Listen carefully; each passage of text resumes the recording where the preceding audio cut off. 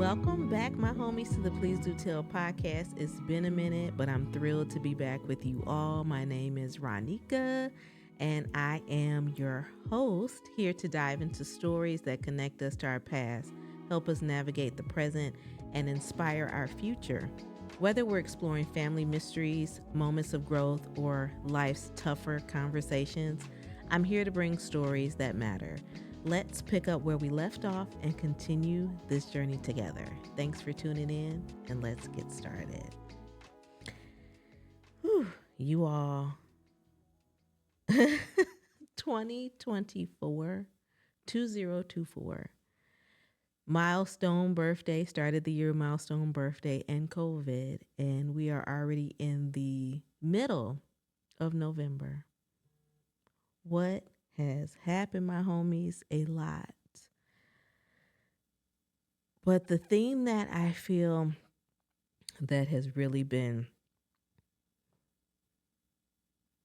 and it's sad to say for this year, it's been a lot of grief. A lot.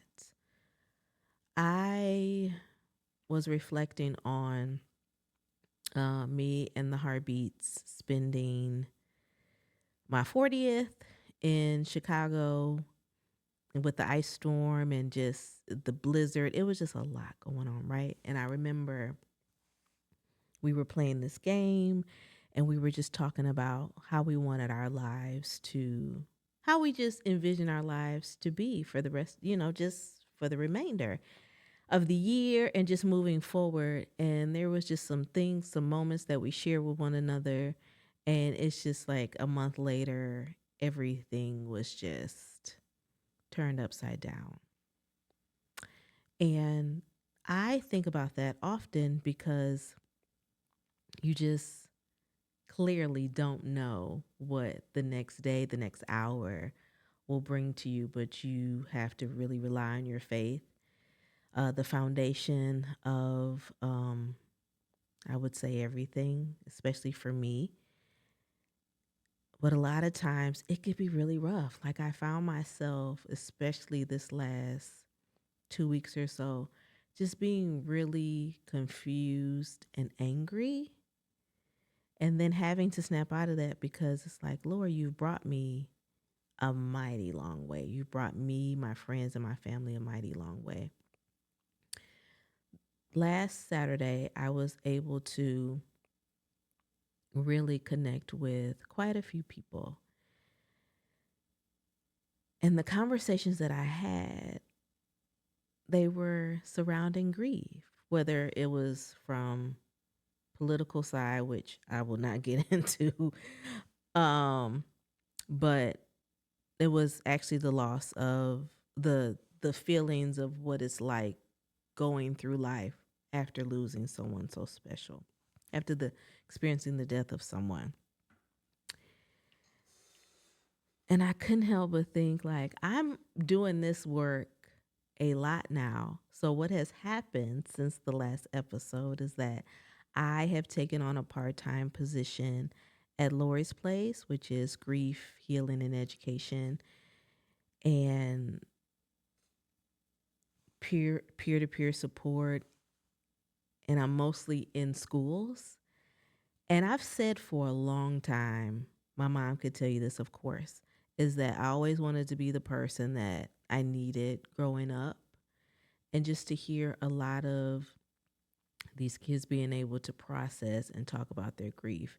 And I tell them I'm very proud of them because I was a child that did not have these resources available to them. And having parents that I would say just knowing how to push through grieving and not being able to share those resources or those tips in order to cope. Even today, I was sharing with one of my teammates is that I remember in 1996 when my grandmother died, my parents separated, my pawpaw died. And, as being a girl going into middle school, a lot of other things are going on with your body. And I just felt then like this is like the end of the world. This is a lot. and how I never really processed how those moments, those life changing moments, events shaped who I am today. And how, as an adult, I'm in therapy. I'm talking about, and that's another thing I've went back to. I went back to therapy, and I've been in, I think, 2 sessions, 2 or 3 sessions now, and just the awareness that comes from actually seeking the help that a lot of us don't admit that we need. So I was having this conversation because my cousin Perry has been on my mind a lot. For a lot of reasons, it was a little hard for me to wrap my mind around that sudden death. And I've been collecting and hearing and digitizing grief stories for a little over, well, this year made a decade, and how I was not processing my own. So, grief is one of life's most profound experiences, yet is often misunderstood or avoided. In this episode, I'll be talking to you about the impact of grief, the growth that can come from loss, and the lessons I've learned from my work with the Final 48 Project and now also with Lori's Place. Together, let's explore how we can honor our loved ones, make space for healing, and discover hope even in the midst of sorrow. Whether you've experienced loss or are supporting someone through it, this conversation is a safe space to reflect and find connection. People have asked me quite a few times, and I'm sure I've shared it a number of times on the podcast, is how did you even get into this work? And I've been talking about it all my life, I feel. I've told you that one of my first jobs was reading the obituaries to my granddad every evening. But when people ask me even about retracing their steps or stories to line, how did you get into that? Grief took me there. Grief was something that I was just walking around holding on to, and I wanted to really dive into my purpose. And for some reason, I knew that it was attached to grief, and I wanted to find family because I was missing my dad a lot. And as a young person, like I said, I had lost my granny, my grandpa, my aunts, uncle. These are all on my dad's side. I was watching my dad bury all these people and not talk about it. So when I acknowledge that grief is a universal experience, yet it's so often uncomfortable to discuss, I've been given the opportunity of working for an amazing organization that is celebrating 20 years this year, which is Lori's Place. So about, let's see, double the time that I've been doing Final 48 Project. And I was able to sit in groups and observe and talk through and pick up language, and just because it's an education organization as well, is that for so many times, and even with my friends, we talked about this when I went to North Carolina a couple weekends ago for homecoming, is that the language around death, like we even notice now on social media, you're not allowed to say death, you have to say unalive. And being in those spaces where some people say, I don't want to hear passed away, I want to hear death. But when I think about grief, it doesn't always apply to just death. Yes, the Final 48 Project and Lori's Place both focus on death, but grieving from a divorce, grieving from a job loss, and anticipatory loss, like someone that has cancer. Like I felt like I didn't even have that opportunity to even grieve what was about to happen with my father because I didn't know.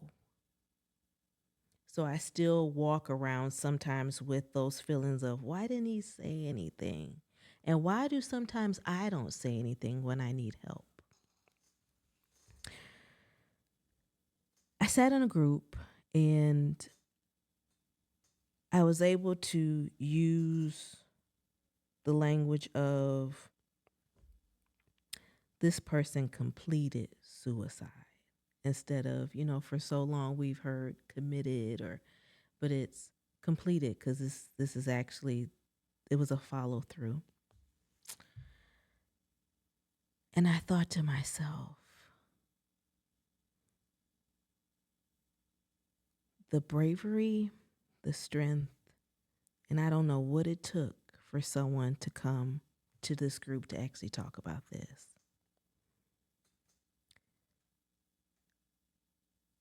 This grief journey is hard. I'll be attending funeral for a classmate tomorrow. That put a lot of things into perspective. This is someone that I've known since preschool. And to hear of her passing, all I could think about is these cute little faces on this preschool photo collage. And I thought, what was so different about our life's path? She was dealing with some things. We all deal with some things, but we all process it, I feel like, in different ways, and we find different outlets.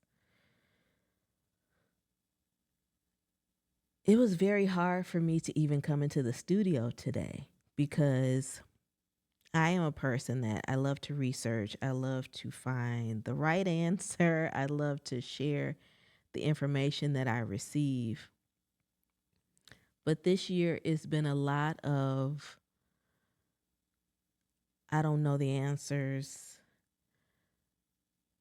Sometimes it's a little dark for me. And that's another reason why I went back to therapy. I said, I need to talk through a lot of this stuff that's been happening. It's been friends being diagnosed with cancer, going through chemo, watching that journey, and not having the answers. Wanting to scream, wanting to curse, wanting to just sit in silence, wanting to go to a happy hour with friends, just wanting to sit and cry.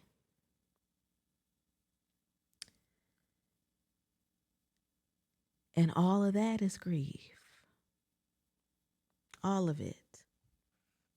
All of it. Not knowing or not really understanding the things that are going on around me. Still being able to get up and walk outside the house and have a smile on my face, but absolutely confused and burdened on the inside. Feeling like, am I doing anything right? How many more people do I feel like I need to help in order to feel fulfilled?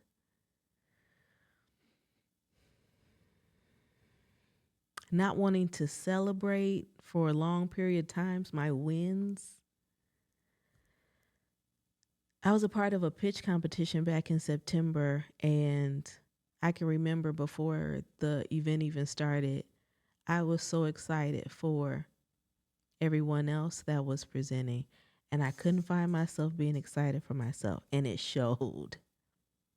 And being able to process that after the event with my best friend Demita, and even being able to talk through it with my former life coach, which is Mark, and my best friend Chantel, even last Friday. Because I think I told you, I love a good to-do list. I love action steps. But from that competition, I felt like, man, I have to go to the drawing board. This is the second year in a row that I have not placed at a pitch competition. Like, what am I missing? So I carried that grief around for about a week because that following, so that was on a Tuesday. So maybe that following Monday, I think it was that following Monday, it was announced that I was chosen as one of the bold women of business from Moody on the Market. So that's a Southwest Michigan award. And the reception was, and I was excited about, I saw, all the love that was on social media. And that was for the work that we've been doing with Story Salon. But I found myself at the actual reception on November 6th being broken, angry, looking around the room like, who can I trust now? Just upset.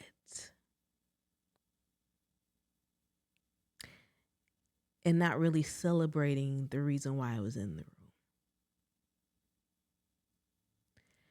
And I had to look back and think about that, is how often do I not celebrate wins because I'm too focused on what it took to get there, the grief that I was carrying with me to get to this win.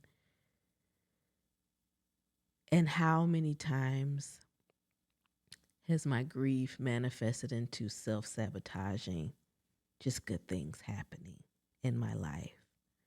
I think I've told you that I was around the time that I was about to write my thesis for the last degree, for the history degree. And I remember telling Dr. Gershenhorn after the comprehensive exam is that I said I almost self-sabotaged this being re-enrolled and completing this degree. And he said, yeah, I could see that. I could see that. Pushed through it, past the comps. It was time to write the thesis, and I'm communicating with my advisor, Dr. Johnson, who I was so thrilled to see when I went back for homecoming, is that I remember writing an email to him and saying, like, I can't do it. It's too much. I haven't processed my dad's death yet. It's too much.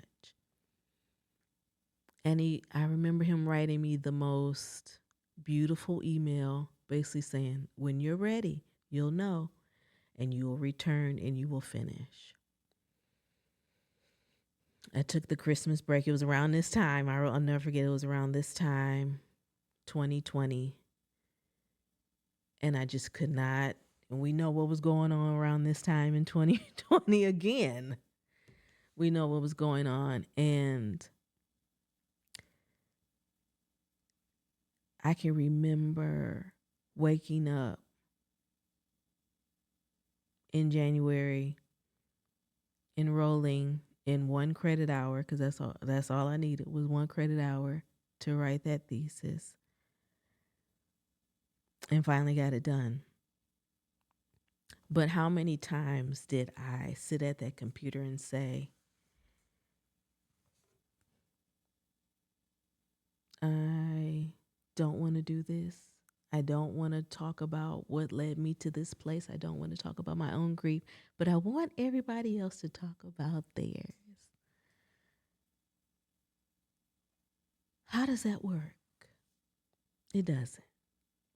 It doesn't get you that far. So I began to write. I began to share. Because within this thesis, it's the we talk about ambiguous loss and how generations of this behavior was passed down, and just how the nature of grief can just kind of consume us. I've seen it. I've seen the grief on the mourning is on the outside, and how I've literally seen family members die from heartbreak because they never dealt with their grief. So now I'm in a position where I'm not only helping adults process and cope with their grief, is that I'm able to do it with kids as well. I found meaning after my dad's loss by reevaluating my life. I always talk about the 3 promises that I gave him and how they reveal what mattered most, not only in my life, but to my father, and how I have chosen to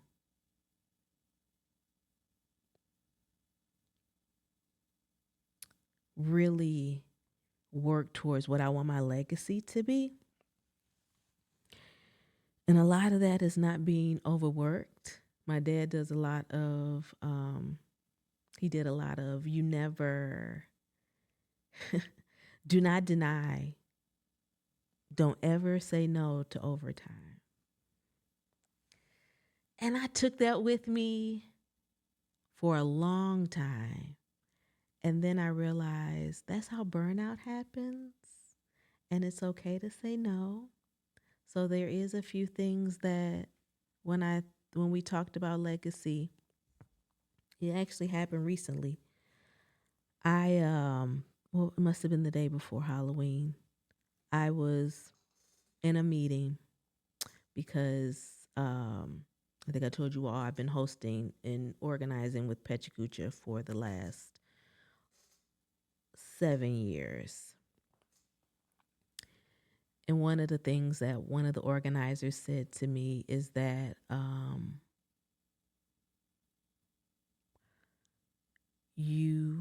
we've seen a shift in our presenters. We've seen a shift in our audience, and that is because of Ronnika. And I had to sit and just take that, because a lot of times I'm like, oh yeah, let's just move on. Let's just move on. Somebody actually giving me my flowers, and I had to acknowledge, like, oh yeah, I'm learning to do that more, especially at this age. I'll take those things. Appreciate it. Yes, I'll take those flowers. And then I had to tell them in the next breath that I was stepping away from Pechacucha, because after the last one, I found myself in the emergency room. And I remember my mom saying to me, I thought I asked you to let some things go. My best friends, especially the Heartbeats, was saying, I thought the last one was your last one. The planning of the last Pechacucha was the most bizarre experience that we've ever had with planning a Pechacucha. And I just felt that with the high of where the event is going, is that it's best for me to step away right now.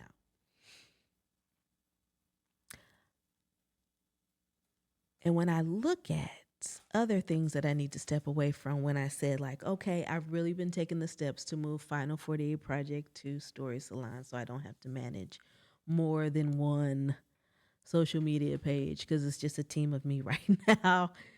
And how when I walk into different rooms, and actually, let me go back a little bit. So I did the pitch competition, and then the next day I facilitated a conversation called Grieving Parents Speak.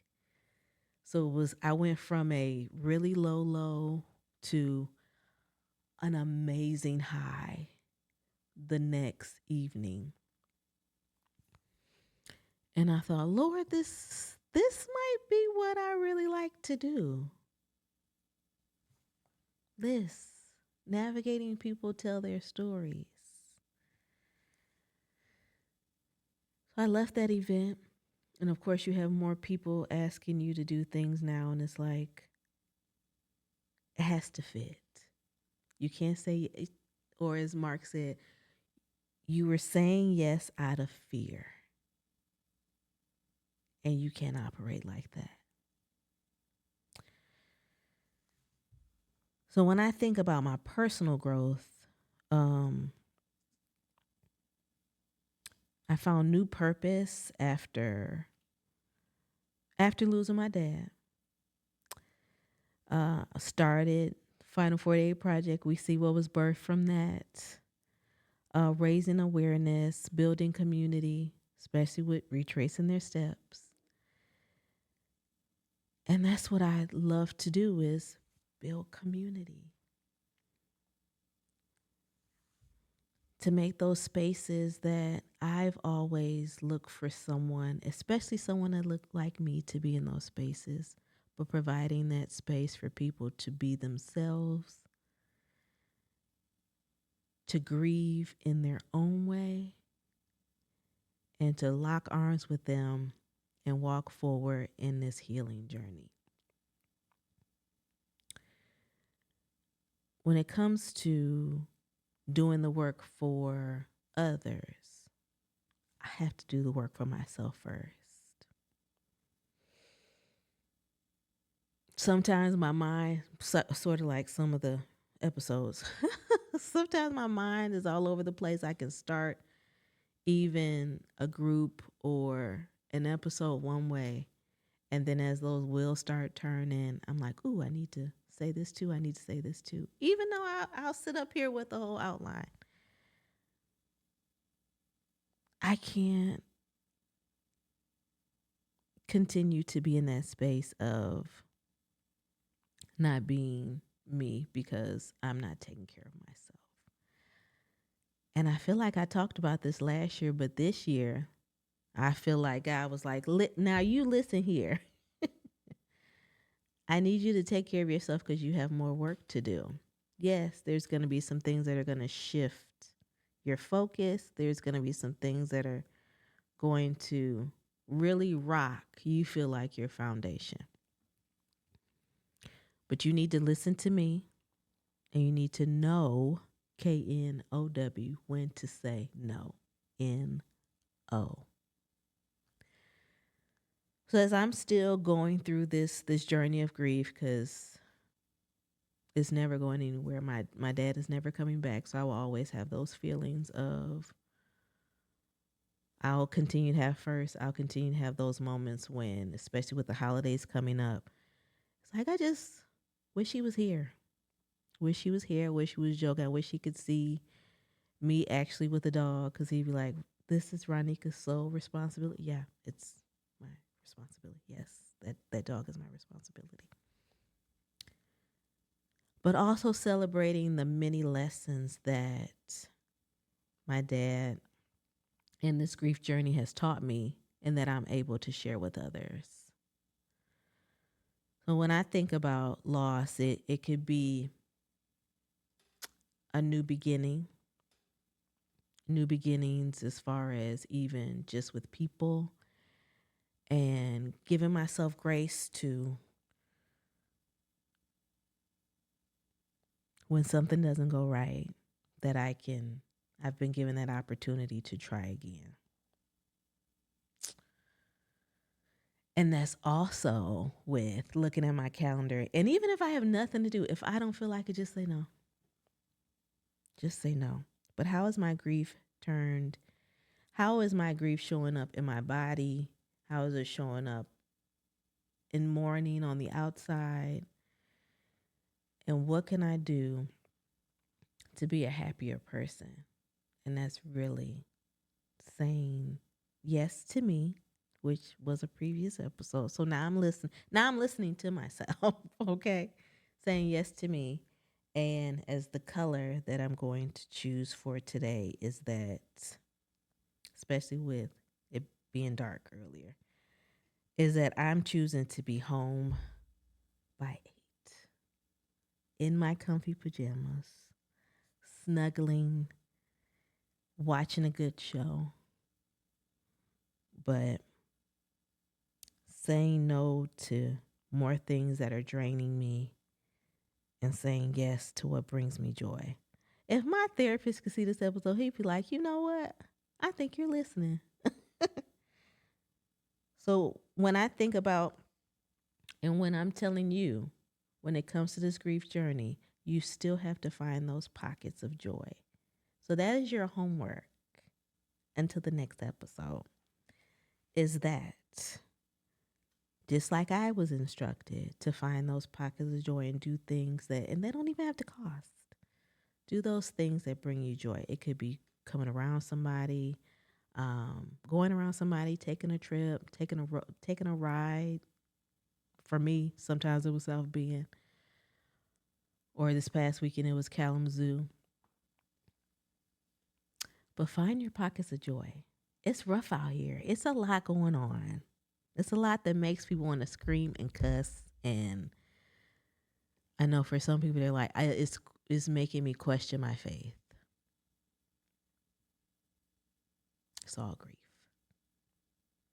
But find your pocket of joy. All right, my homies. I know you was like, listen, how you gonna come back being heavy? Listen, if I could, I can give you something else, but that's just how I came in, was heavy. Jake even told me to pull my lip in, because I feel like that's how I've been walking around. Like, okay, let's push through this. But my homies, you know where to find me. I'm Ronnika.Williams on Instagram. I'm Ronnika Williams on Facebook. You can follow me there. Please Do Tell podcast is on both. Especially you're watching me on YouTube, or you might be watching me a clip on social media, but we're definitely Please Do Tell podcast on YouTube. And thank you for tuning in. Thank you for being patient. One of my teammates just said earlier, she was like, I haven't seen a podcast episode come through in a while. We won't take another long break like this again, okay? But I did have to work some things out and say no to some other things so I can be back here with my homies, okay? So if you have any questions for me, you want to, hey, there's a story time that I really want you to cover, slide in my DMs or even email me, please do tell podcast@gmail.com. So until next time, my homies, take care of yourself first. And we'll see you then. Holla.